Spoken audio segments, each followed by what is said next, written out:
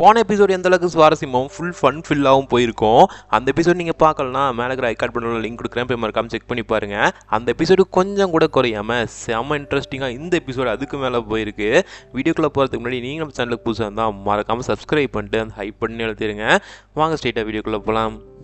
இப்போ ஒரு வில்வித்த போட்டி நடந்துட்டு இருக்கு. ரெண்டு பக்கமும் சரிக்கு சமமாக போட்டி போட்டுட்டு இருக்காங்க. ஒரு பக்கம் அரச குடும்பமும் இன்னொரு பக்கம் பணக்கார குடும்பமும் இருக்காங்க.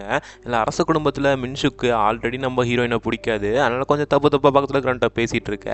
இது அப்படியே நம்ம ஹீரோ காதில் விழுக, என் காதில் படுற மாதிரி யாரையுமே இழிவுபடுத்தி பேசாதீங்கிற மாதிரி கொஞ்சம் கட் அண்ட் ரைட்டாக சொல்ல, இது சரிங்கிற மாதிரி அவனுங்க மன்னிப்பும் கேட்குறானுங்க.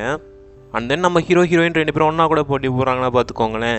கரெக்டாக ஒரு சில பாயிண்ட்ஸ் வித்தியாசத்தில் தான் ரெண்டு பேருமே மேலேயும் கீழே இருக்காங்க. அண்ட் தென் இப்போ ஃபைனல் ரவுண்டு வந்துருச்சு. எல்லாருமே அவளோட எதிர்பார்த்துட்டு இருக்காங்க. நம்ம ஹீரோயின் அடிக்க கரெக்டாக நம்ம ஹீரோயினுக்கு ஒரு 7 பாயிண்ட் பக்கமாக வருது. அடுத்து நம்ம ஹீரோவோட டர்ன் தான். ஹீரோ கரெக்டாக இழுத்து அம்ப விடுறாரு, அப்படியே அங்கே கட் பண்ணுறாங்க. அட் ப்ரெசென்ட்டில் இப்போ ஹீரோயினும் பேசிகிட்டு இருக்காங்க. ஹீரோ ஒன்றை நான் அக்செப்ட் பண்ணிட்டேன், பட் ஆனால் எனக்கு ஒரு 3 காரணம் சொல்லு, நான் ஏன் உன்னை கல்யாணம் பண்ணிக்கணும்னு சொல்ல. நம்ம ஹீரோயின் அழகாக இருக்கேன், எனக்கு ஒரு கம்பெனி இருக்குது, நான் ஒரு மாடல் கூட அப்படிங்கிற மாதிரி அவங்கள பற்றியே பெருமையாக பேசிக்கிட்டு இருக்கேன். இதெல்லாம் வெளியே இருந்து ஒருத்தவங்க ஒட்டு கேட்டுட்டு இருக்காங்க. அந்த இடத்துக்கு சாய் வர, என்ன பண்ணிட்டு இருக்கான்னு சொல்லி கேட்க, டீ கொடுக்க வந்தான்னு சொல்ல நம்ம சாய் தான் உள்ள டீ கொண்டு போய் வைக்கிறாரு. உள்ளே பார்த்தா இவங்க ரெண்டு பேரும் எதுவுமே பேசிக்காமல் ஒருத்தரை பார்த்துக்கிட்டே இருக்காங்க. அப்படியே கட் பண்ணால் நம்ம ஹீரோயின் ஃபுல் என்ஜாய்மெண்ட்டில் குத்தாட்டம் மட்டும்தான் போடல, அப்படியே டான்ஸ் ஆடிக்கிட்டே உள்ளே வர அசிஸ்டண்ட்டும் என்னாச்சு என்னன்னு சொல்லி கேட்க, அவங்க என்ன ரிஜெக்ட் பண்ணிட்டாங்கன்னு சந்தோஷமாக சொல்ல, ரிஜெக்ட் பண்ணிட்டாங்கிறது இவ்வளோ சந்தோஷமாக சொல்கிறீங்களா, என்னாச்சுன்னு சொல்லி கேட்க, நம்ம ஹீரோயின் ஏன் என்ன ரிஜெக்ட் பண்ணீங்கன்னு கேட்க, எனக்கு உண்மையான லவ் அன்பு அதுதான் வேணுங்கிற மாதிரி சொல்லி ரிஜெக்ட் பண்ணியிருக்காங்க. நம்ம ஹீரோயினும் உண்மையான லவ்லாம் எங்கே நம்மக்கிட்ட இருக்குது, நமக்கு தேவை பேர் அந்தஸ்து, இன்னும் கொஞ்சம் ஃபேமஸ் ஆகும் அவ்வளோதான் அப்படிங்கிற மாதிரி நம்ம ஹீரோயினும் அங்கே சொல்லி முடிக்கிறாங்க. அண்ட் தென் அதே டைம் சைமல்டேனியஸாக மதர் குயினும் யாரோ ஒரு பொண்ணை செலக்ட் பண்ணியிருப்பாங்க போல். இங்கே ஹீரோயினும் அங்கே வேலை செய்கிற ஒருத்தங்களை கூப்பிட்டு தனியாக பேசுகிறாங்க. அவனும் ஒரே நடுங்கிட்டு இருக்கிறான். நம்ம ஹீரோயின் என்ன தான் இவ்வளோ ஸ்மார்ட்டாக ரொம்பவுமே கூலாக இருந்தாலுமே, பட் ஆனால் இவன் பேசுகிற மாதிரி பேசி கழுத்தறுத்துருவாங்கிறது அவங்களுக்கு நல்லா தெரியும்.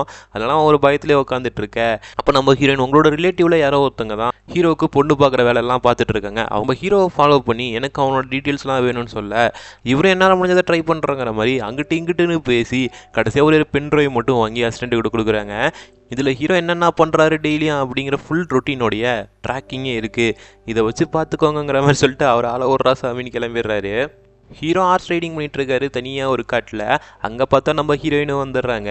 இங்கே எப்படி நீ வந்தா அப்படின்னு சொல்லி கேட்க, நீங்கள் தனியாக ரொம்ப சேஃபாக ஹார்ஸ் ரைடிங் பண்ணிட்டு இருக்கீங்கன்னு நினச்சிட்டு இருக்கீங்களாங்கிற மாதிரி கொஞ்சம் கலாச்சிட்டு, நான் உங்களை ரொம்ப மிஸ் பண்ணுறேங்கிற மாதிரி சொல்லிட்டு போகிறாங்க. என்னடி நேற்று தானே பார்த்தேன், ஏன்னா ரொம்ப நாளைக்கு அப்புறம் பார்க்குற மாதிரி சொல்கிறாளேங்கிற மாதிரி நம்ம ஹீரோ கொஞ்சம் ஆச்சரியத்தோடு பார்க்குறாரு. அதுக்கப்புறம் ஹீரோ சாப்பிட அங்கேயும் நம்ம ஹீரோயின் வந்துடுறாங்க. நம்ம ஹீரோ எங்கெங்கெல்லாம் போகிறாங்களோ அங்கே எல்லா இடத்துலையும் நம்ம ஹீரோயின் வந்து உன்னை மிஸ் பண்ணுறான் அப்படிங்கிற மாதிரி ஒரே ஒரு வார்த்தையை மட்டும் கொஞ்சம் ரொமான்டிக்காக சொல்ல, இது இவனுக்கே கொஞ்சம் கடுப்பாகுது. இந்த பக்கம் அண்ணனும் அண்ணியும் ஹீரோயினுக்கு ஒரு மாப்பிள்ளையை பார்த்துருக்கோம், நீ அவனோட டேட் பண்ணா அப்படிங்கிற மாதிரி சொல்ல, சரின்னு வேறு வழியே இல்லாமல் நம்ம ஹீரோயினை ஒத்துக்கிறாங்க.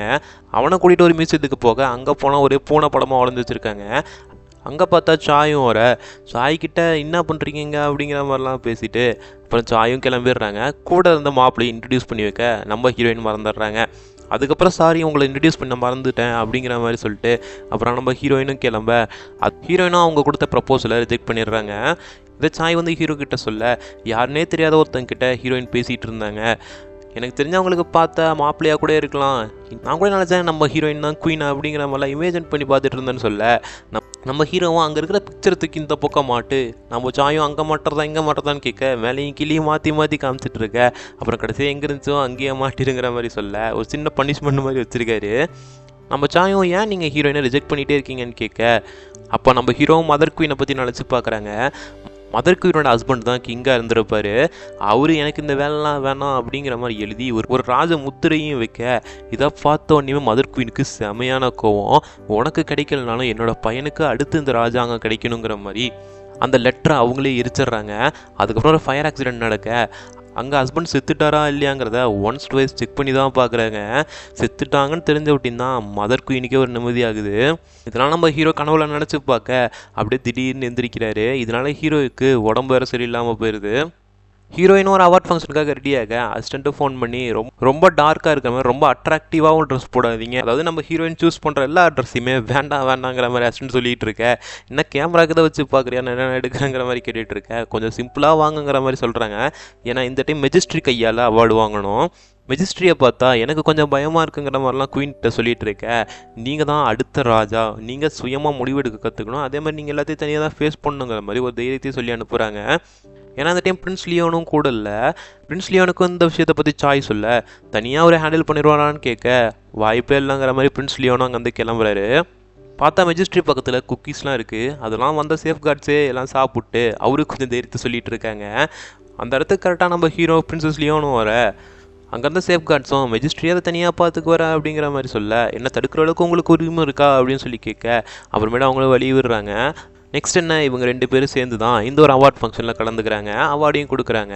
கரெக்டாக நம்ம ஹீரோயின் பெரிய கூப்பிட, நம்ம ஹீரோயினுக்கு தான் புகழ்ச்சினா ரொம்ப பிடிக்குமே, மேலே போய் அவார்டு வாங்கும் போது கூட தொப்பி நீங்களே போட்டு விட்டுருங்கன்னு சொல்லி மெஜிஸ்ட்ரி கையாலே தொப்பியும் வாங்கிட்டு, ஏதாவது கிஃப்ட் இருக்கான்னு சொல்லி பிரின்சஸ் கிட்ட கேட்க, அதான் கொடுத்துட்டாங்களே என்னன்னு கேட்க, ஏதாவது ஸ்பெஷல் கிஃப்ட் வச்சுருக்கீங்களா எனக்காகன்னு கேட்டுட்டு இருக்காங்க. அப்படியே ஃபோட்டோஸும் எடுத்துகிட்டு ஹேஷ்டேக்லாம் போட்டு ட்ரெண்ட் பண்ணிகிட்டு இருக்காங்க. இது பிரின்ஸ் லியோனோட வேறு டேக் பண்ணி போட்டுட்ருக்க, இது கொஞ்சம் வைரல் ஆகிட்டு இருக்கு ஒரு பக்கம். அப்படியே மாற்றி ஃபோட்டோக்கு போஸ்ட் கொடுத்துட்டே இருக்காங்க. இவங்க போட்ட இந்த ஹேஷ்டேக் வைரலாக இது பிரைம் மினிஸ்டர் வரைக்கும் போய் ரீச் ஆகிருது. அப்புறம் அவரே ஸ்ட்ரெயிட்டாக கிளம்பி வராரு. இன்னமும் நம்ம ஹீரோயின் பார்த்தீங்கன்னா ஃபோட்டோ தான் எடுத்துகிட்டு இருக்காங்க.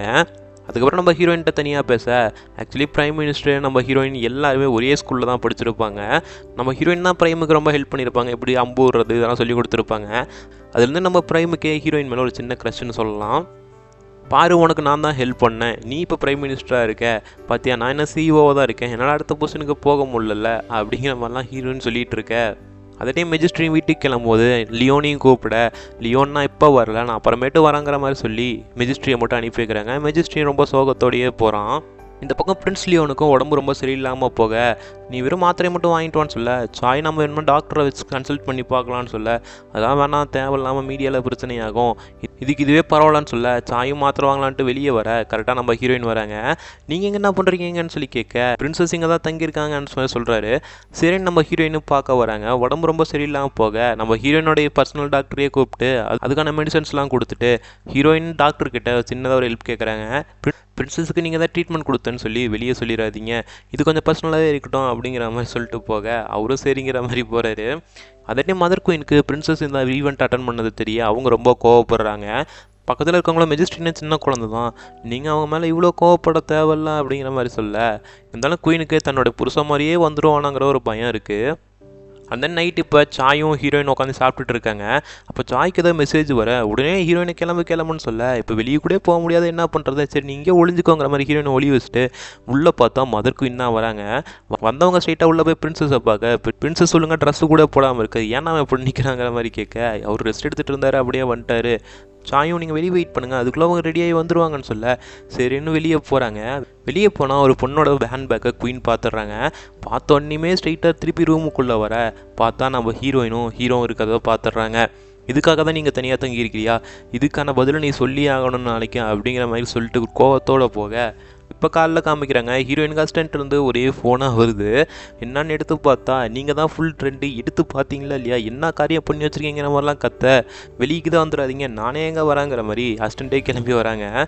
வந்தவங்க நடந்த விஷயத்தெலாம் சொல்ல, அதாவது நம்ம ஹீரோயினும் ஒன்றா இருந்ததா, இது மீடியா பீப்புளெலாம் இவங்க 2 பேர் லவ் பண்ணுறாங்க அப்படி இப்படின்னு சொல்லி என்னென்னமோ போட்டு பரப்பி வச்சிட்டாங்க. இதெல்லாம் பார்த்து ஹீரோயின் கோவப்படுவாங்கன்னு பார்த்தா, ஹீரோயின் பரவாயில்லையே இவ்வளோ ஃபேம் கிடச்சிருக்கேன் அப்படிங்கிற மாதிரிலாம் ரொம்ப ஹாப்பியாக இருக்க. நீங்கள் உண்மையிலுமே தெரிஞ்சுதான் பேசுகிறீங்களா இல்லை என்னான்னு சொல்லி நினச்சிட்டு பேசுகிறீங்க, இது கான்ட்ரவர்சியான நியூஸ், இது எங்கே போய் முடியும்னு தெரியும்லான்னு கேட்க, ஒருவேளை நீங்கள் கூப்பிட்டு வந்த டாக்டருக்கு காசை கொடுத்து நீங்கள் ப்ரெக்னென்ட்னு சொன்னால் என்ன பண்ணுவீங்கன்னு சொல்லி கேட்க, பரவாயில்லையா அது கூட நல்லா தான் இருக்குங்கிற மாதிரி ஹீரோயின் ரொம்ப காமெடியாக சொல்கிறாங்க. இந்த பக்கம் பிரின்சஸும் செக் அவுட் பண்ணிட்டு எங்கே ஸ்ட்ரெயிட்டாக பேலஸுக்கு தானு சொல்லி கேட்க, இல்லை என்னோடய பர்சனல் ஹவுஸுக்கு போங்கிற மாதிரி வண்டி விட சொல்ல அவங்களும் பர்சனல் ஹவுஸுக்கு போகிறாங்க. இந்த பக்கம் பிரைம் மினிஸ்டரும் வராரு இந்த ஒரு பிரச்சனையை தீர்த்து வைக்க. எனக்கு இவங்க 2 பேர்த்தையுமே நல்லா தெரியும், என்னால் இதுக்கு ஒரு சொல்யூஷனை கொண்டு வர முடியுங்கிற மாதிரி அவரும் வராரு. இப்போ பிரின்ஸ் லியோன் நம்ம ஹீரோயினை அவங்களோட பர்சனல் ரெஸ்டாரண்ட்டுக்கு கூப்பிட்டுருப்பாரு பேசுகிறதுக்கு. அதனால் ஹீரோயினும் அவங்களோட அசிஸ்டண்ட்டும் வராங்க. உள்ளே போகும்போது அசிஸ்டண்ட்டுக்கு செம பயமாக இருக்குது, உங்களுக்கு கொஞ்சம் கூட பயம் இல்லையான்னு சொல்லி கேட்க, மேலெல்லாம் ஸ்ட்ராங்காக தான் இருக்குது, பேஸ்மெண்ட்டு தான் கொஞ்சம் வீக்கு, நீ பயந்துட்டங்கிறத வெளியே காமிக்காத அப்படிங்கிற மாதிரி சொல்லிட்டு நம்ம ஹீரோயின் ரொம்ப ஹாப்பியாக உள்ளே போயிட்டுருக்காங்க. சாய் உங்களுக்கு மட்டும்தான் பர்மிஷன் இருக்குன்னு சொல்ல, சரி ஹீரோயினும் அசிஸ்டன்ட் நீ இங்கே இருன்னு சொல்லிட்டு ஹீரோயின் மட்டும் உள்ளே போகிறாங்க. ஹீரோயினும் உள்ளே போனோன்னா அவங்கள ரொம்ப மிஸ் பண்ணுறாங்கிற மாதிரி சொல்ல, ஹீரோ நேற்று தானே பார்த்தா இவ்வளோ நடந்திருக்குங்கிற மாதிரி கொஞ்சம் ஆச்சரியத்தோடு பார்க்குறாங்க. அதுக்கப்புறம் உடம்புலாம் நல்லா ஆயிடுச்சான்னு சொல்லி கேட்க, என் பார்த்தா எப்படி தெரியுது நல்லா ஆயிடுச்சுங்கிற மாதிரி சொல்கிறாங்க. என்னோட நீ இன்னும் பிரைட்டாக இருக்குங்கிற மாதிரி சொல்ல, ஆமாண்ணா எப்பயுமே அழகு தான், ரொம்ப பிரைட்டாக தான் இருப்பேங்கிற மாதிரி சொல்ல, அதுக்கப்புறம் நம்ம ஹீரோயின் ஒரு பார்சல் மாதிரி எடுத்து அதில் ஒரு காஞ்ச இலையெல்லாம் இருக்குது. இது என்னன்னு ஹீரோ கேட்க, ஆக்சுவலி உங்கள் பவோ நேரோவில் 2 பேரும் கடைசியாக போட்டி போட்டிருப்பாங்கல்ல, அதில் நம்ம ஹீரோ வேணும்னே தோற்றுருப்பாரு. இதை நம்ம ஹீரோயினும் கவனிச்சிருக்க, உங்ககிட்ட இந்த பூக்களை கொடுக்குன்னு சொல்லி அப்போ தான் நான் சேவ் பண்ணி வச்சுருக்கேங்கிற மாதிரி சொல்ல, சரி நான் கல்யாணம் பண்ணுறதுக்கு இப்போ என்ன ரீசன்னு சொல்லுன்னு சொல்ல, எனக்கு எந்த ஒரு இடத்துலையுமே ரெகக்னிஷன் கிடைக்காது, என்ன தான் இவ்வளோ பெரிய கம்பெனியே வச்சுருந்தாலுமே எல்லாருமே இன்னொரு கீழ்த்தனமாக தான் பார்க்குறாங்க, உங்களை கல்யாணம் பண்ணிக்கிட்டா அந்த ஒரு விஷன் மாறும் அப்படிங்கிற மாதிரிலாம் சொல்ல, இதுக்காக தான் நான் கல்யாணம் பண்ணிக்க விரும்புறியான்னு சொல்லி கேட்க, ஹீரோவும் யோசிச்சுட்டு சரி ஓகே மேரேஜுக்கு ரெடி ஆகு, இப்போ நீ குயினாக போகிறாங்கிற மாதிரி சொல்கிறாரு. இதை கேட்டோன்னே நம்ம ஹீரோயினுக்கு அவ்வளோ சந்தோஷம் முகத்தில். அப்படியே எபிசோட்டும் இங்கே முடியுது. இதுக்கப்புறம் தான் ட்விஸ்ட்டே ஆரம்பிக்க போகுது. ஏன்னா குயின் மதர் இதுக்கு ஒத்துக்குவாங்களா, இதுக்கப்புறம் என்னென்னலாம் பிரச்சனை வரப்போகுது. ஆல்ரெடி உங்களுக்கே தெரியும் குயின் மதர் சாதாரண ஒருத்தவங்களை எடுக்க மாட்டாங்கன்னு. இதுக்கப்புறம் என்ன நடக்க போகுதுங்கிறத அடுத்த எபிசோடில் பார்க்கலாம்.